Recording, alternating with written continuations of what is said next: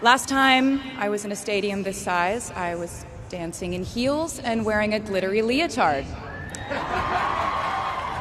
This outfit is much more comfortable.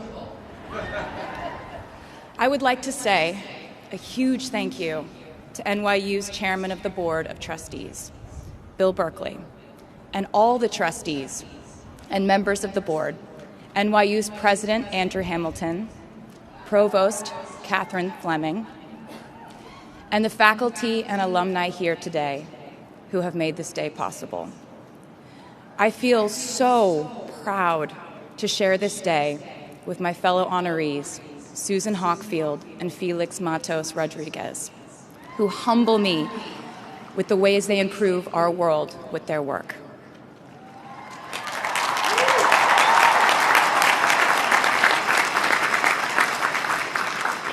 As for me, I'm 90% sure the main reason I'm here is because I have a song called 22.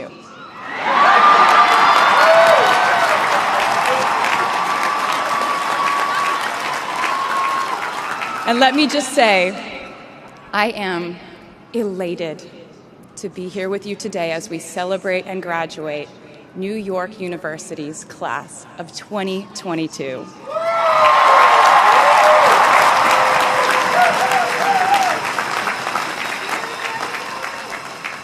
Not a single one of us here today has done it alone.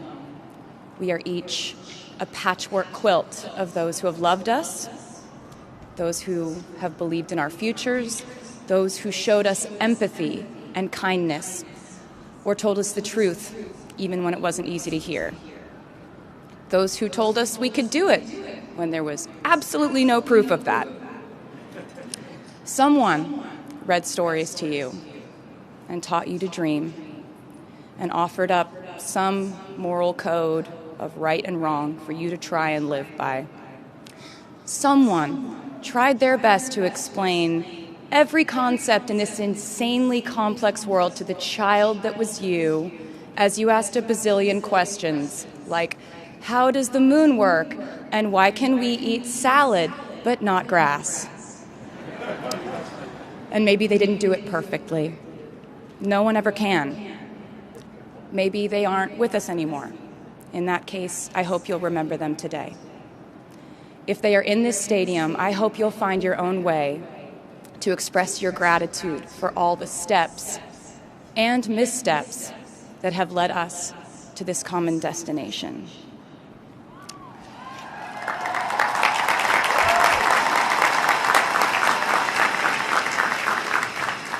I know that words are supposed to be my thing, but I will never be able to find the words to thank my mom and dad, my brother Austin, for the sacrifices they made every day so I could go from singing in coffee houses to standing up here with you all today, because no words would ever be enough.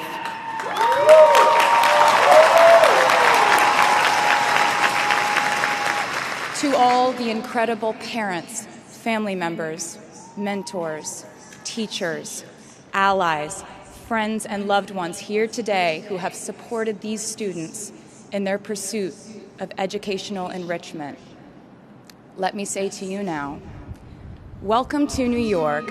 It's been waiting for you.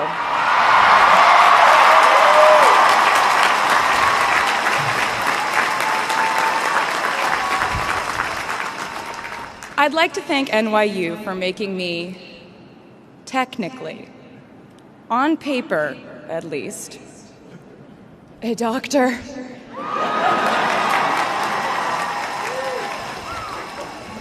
Not the type of doctor you would want around in case of an emergency. Unless your specific emergency was that you desperately needed to hear a song with a catchy hook and an intensely cathartic bridge section.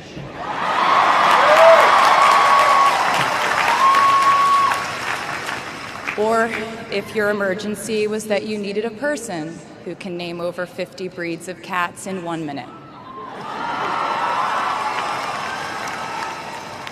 I never got to have a normal college experience, per se. I went to public high school until 10th grade, and then finished my education doing homeschool work on the floors of airport terminals. Then I went out on the road for radio tour, which sounds incredibly glamorous, but in reality, it consisted of a rental car, motels, and my mom and I pretending to have loud mother-daughter fights with each other during boarding so no one would want the empty seat between us on Southwest. As a kid, I always thought I would go away to college, imagining the posters I would hang on the wall of my freshman dorm. I even set the ending of my music video from my song Love Story at my fantasy imaginary college, where I meet a male model reading a book on the grass, and with one single glance, we realized we had been in love in our past lives. Which is exactly what you guys all experienced at some point in the last 4 years, right?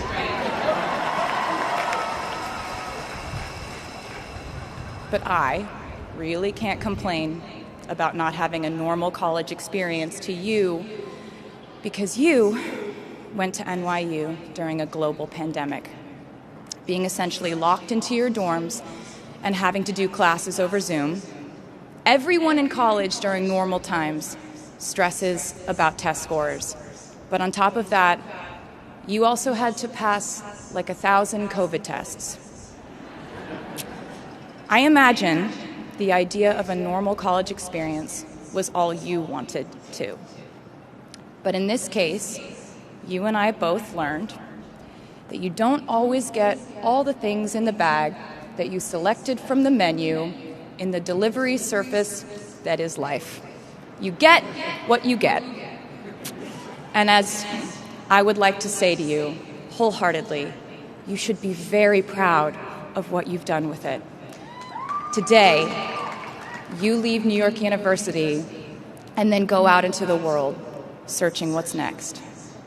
And so will I.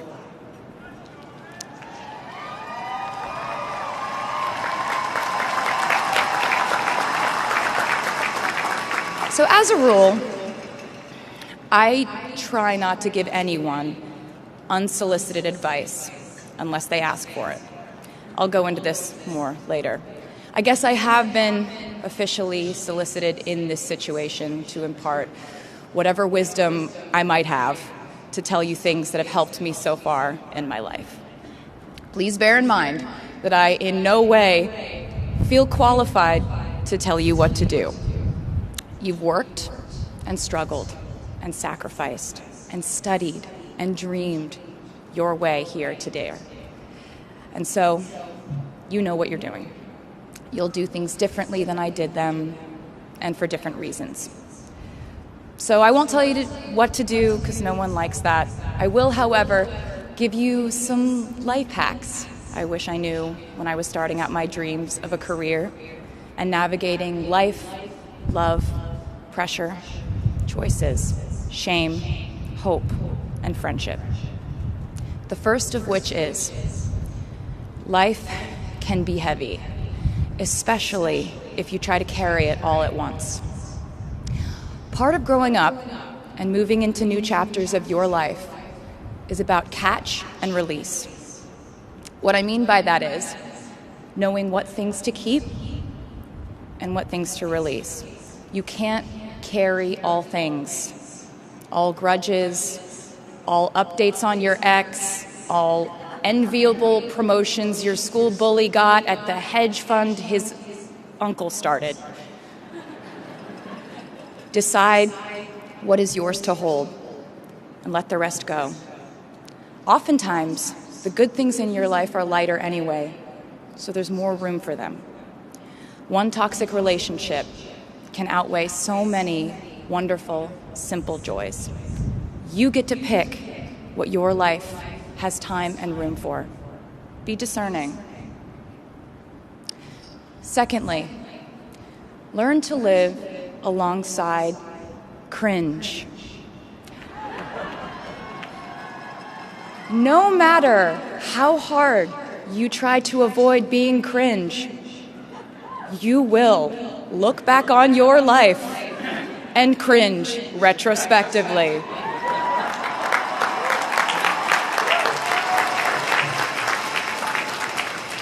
cringe is unavoidable over a lifetime. Even the term cringe might someday be deemed cringe. I promise you, you're probably doing or wearing something right now that you will look back on later and find revolting and hilarious. You can't avoid it, so don't try to. For example, I had a phase where, for the entirety of 2012, I dressed like a 1950s housewife.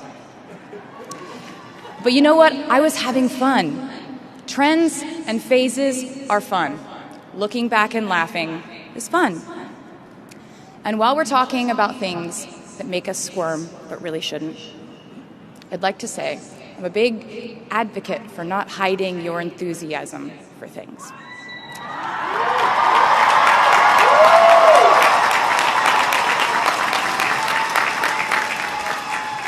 It seems to me that there is a false stigma around eagerness in our culture of unbothered ambivalence. This outlook perpetuates the idea that it's not cool to want it, that people who don't try are fundamentally more chic than people who do. And I wouldn't know because I've been a lot of things, but I've never been an expert on chic, but I'm the one who's up here, so you have to listen to me when I say this. Never be ashamed of trying. Effortlessness is a myth. The people who wanted it the least were the ones I wanted to date and be friends with in high school. The people who want it the most are the people I now hire to work for my company.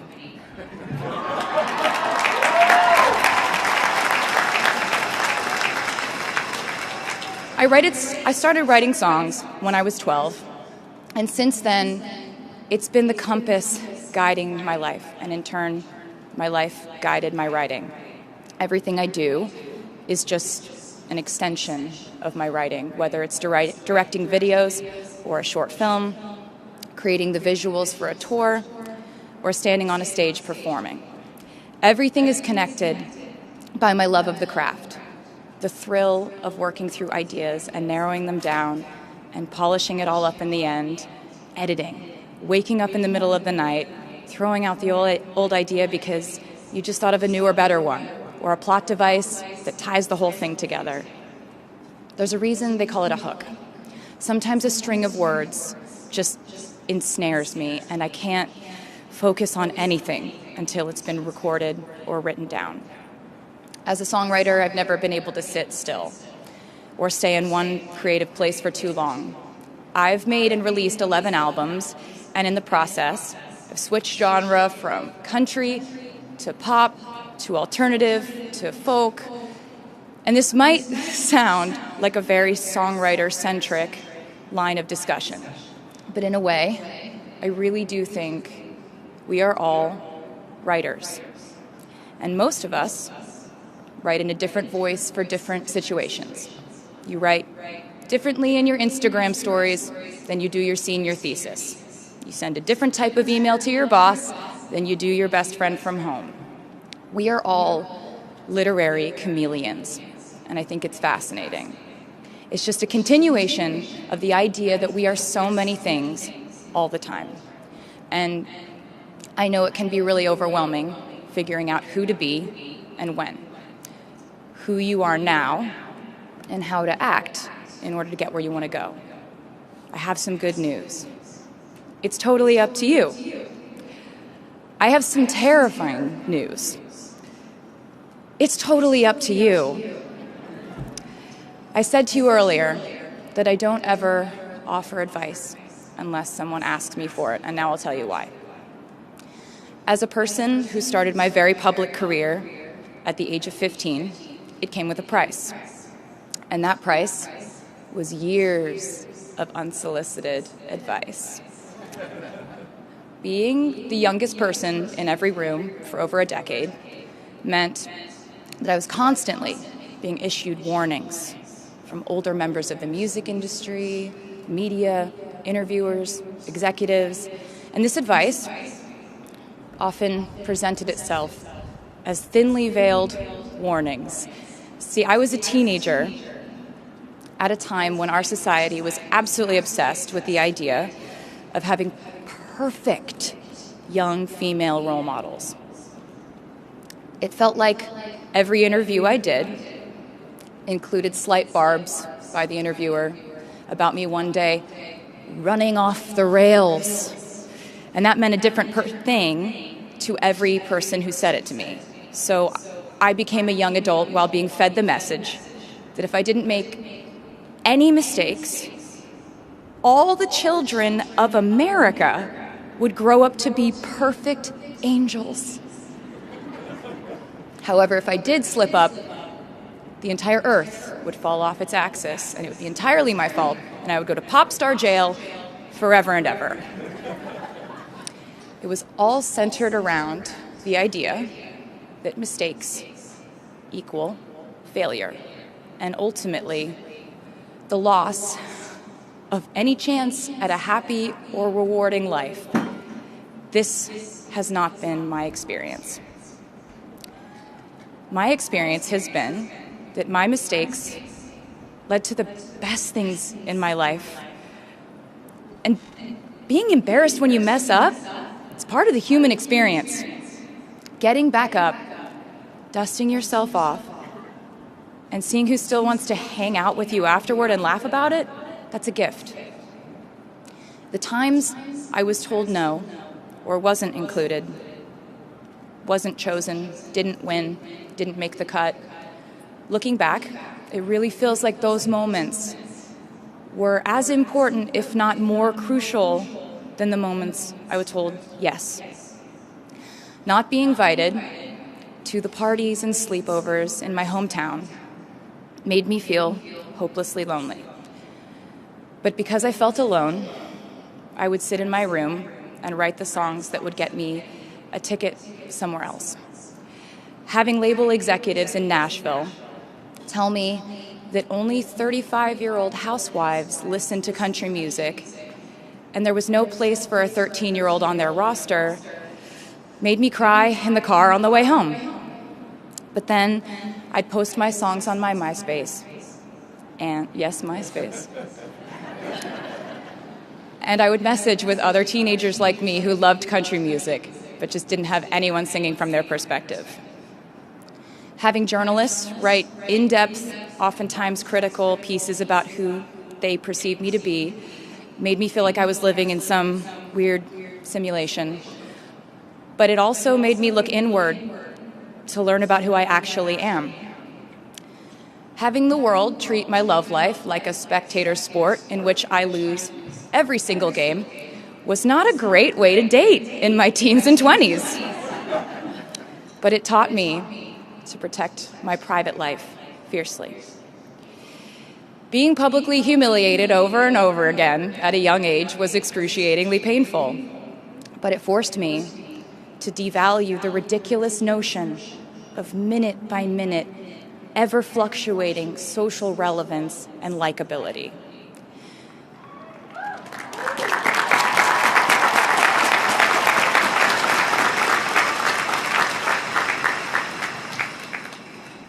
Getting canceled on the internet and nearly losing my career gave me an excellent knowledge of all the types of wine.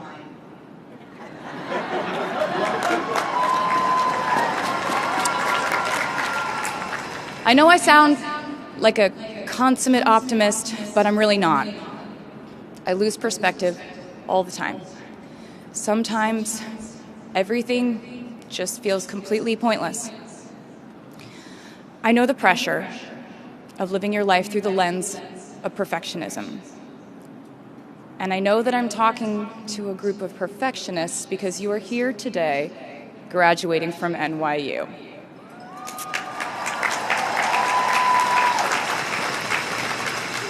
So this might be hard for you to hear. In your life, you will inevitably misspeak, trust the wrong person, underreact, overreact, hurt the people who didn't deserve it, overthink, not think at all, self-sabotage, create a reality where only your experience exists, ruin perfectly good moments for yourself and others, deny any wrongdoing, not take the steps to make it right, feel very guilty, let the guilt eat at you, hit rock bottom, finally address the pain you caused, try to do better next time, rinse, repeat.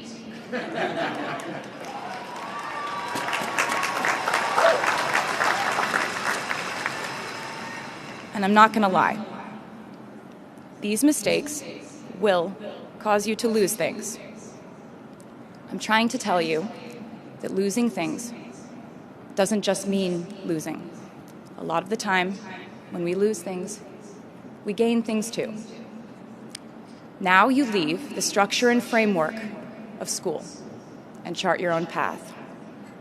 Every choice you make leads to the next choice, which leads to the next, and I know it's hard to know which path to take. There will be times in life where you need to stand up for yourself, times when the right thing is actually to back down and apologize, times when the right thing is to fight, times when the right thing is to turn and run, times to hold on with all you have, and times to let go with grace. Sometimes the right thing to do is to throw out the old schools of thought in the name of progress and reform. Sometimes the right thing to do is to sit and listen to the wisdom of those who have come before us. How will you know what the right choice is in these crucial moments? You won't. How do I give advice to this many people about their life choices? I won't. The scary news is you're on your own now. But the cool news is you're on your own now.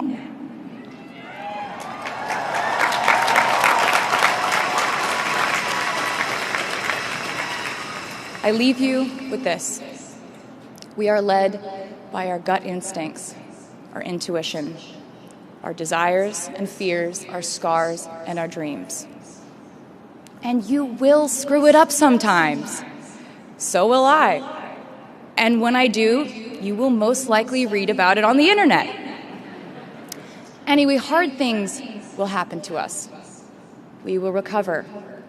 We will learn from it. We will grow more resilient because of it. And as long as we are fortunate enough to be breathing, we will breathe in, breathe through, breathe deep, and breathe out. And I am a doctor now, so I know how breathing works. I hope you know how proud I am to share this day with you. We're doing this together, so let's just keep dancing like we're the class of 22.